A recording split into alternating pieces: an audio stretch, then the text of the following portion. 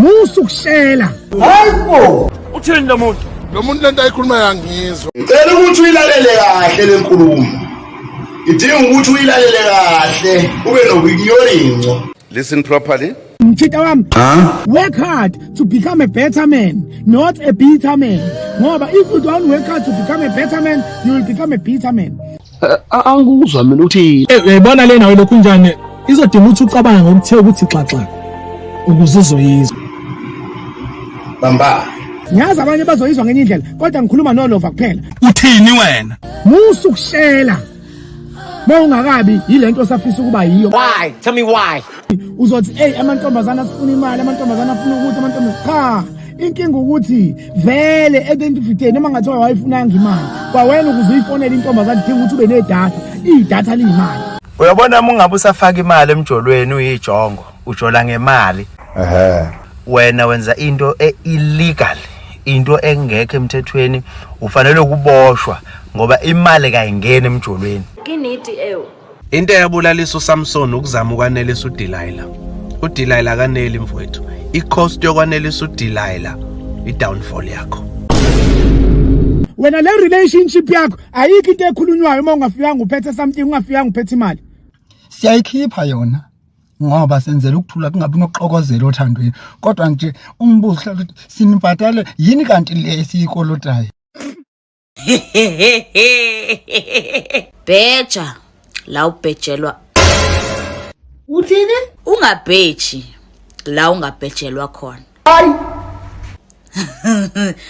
Beja ibambe lapho impela ibambe lapho. Asikho isidingo sokuthi ufuna ukuzizwa upowerful.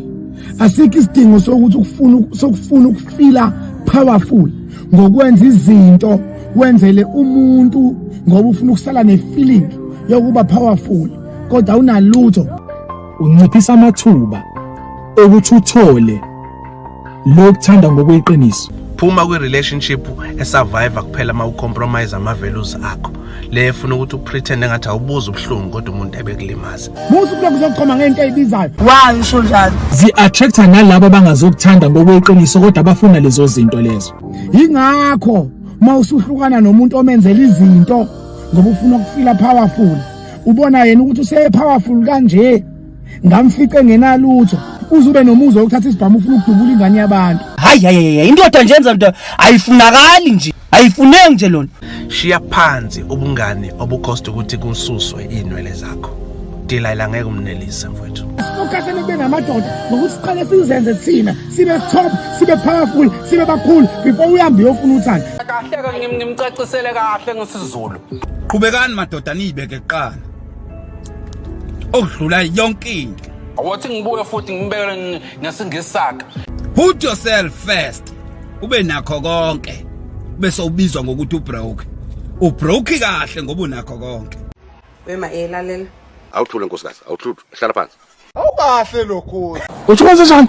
Nomuntu wesilisa uyamdeserve umuntu wesifazane ozamayo. Uyabona le nje itofe go6 nani phekani ngazo. Hawu kodwa bafo sikwenzeni?